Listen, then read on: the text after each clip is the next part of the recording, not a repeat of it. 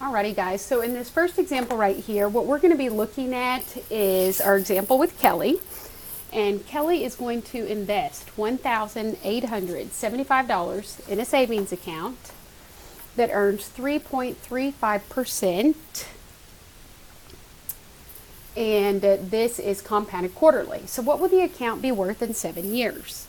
Well, let's go ahead and look at this real quick. And while we're doing this, I was sitting here looking for my pen, which I cannot seem to find.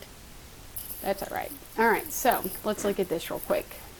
If I'm going to use my Excel calculator to solve this, and let me just put it right here. I just need to plug in the information that I've been given. So my present value, okay, is $1,875. It's going to be compounded quarterly.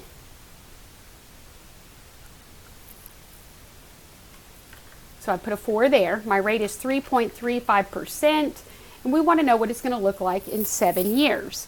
Well, in 7 years, this account right here should have approximately $2,368.20. And I'm getting this number right here. So the $2,368.20.